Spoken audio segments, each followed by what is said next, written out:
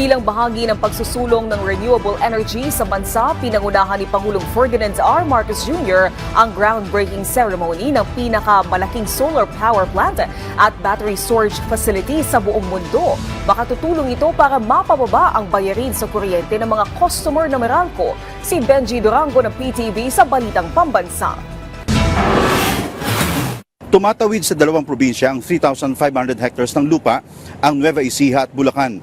Tatawagin itong M-Terra Solar. Ginawa ang groundbreaking nito na dinaluhan ni Pangulong Ferdinand R. Marcos Jr. Now that the time capsule has been sealed, the President shall lower the time capsule. In full swing na ang 200 million peso project ng Meralco Power Gen Corporation at ang Terra Solar Philippines Incorporated. Naayon nito sa kagustuhan ng Pangulo sa pagpapaunlad ng renewable energy sa bansa. Today we take a leap towards the future, driven by innovation and sustained by our collective hope for a cleaner and greener Philippines. Hahatiin sa dalawang phase ang proyekto.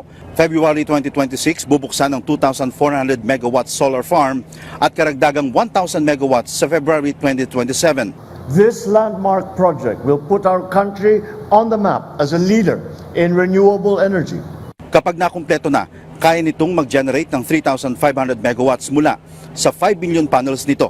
The Terra Solar project will help stabilize our power supply, reduce energy costs, and contribute significantly to our target of 35% renewable energy share in the power generation mix by the year 2030. Ayon kay MGen President and CEO Emmanuel Rubio, dahil bababa ang power generation cost, posible ring bumaba ang singil ng Meralco sa kanyang customers.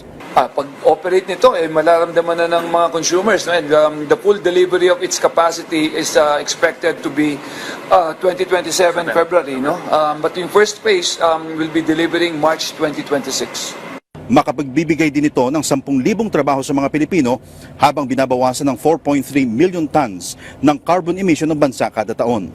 We are working towards a steady and reliable power supply that will meet the demands of today and continuously fuel our ambitions for tomorrow. We will build, we will take action, and we will never stop daring. Mula sa PTV, Benji Durango para sa Balitang Pambansa.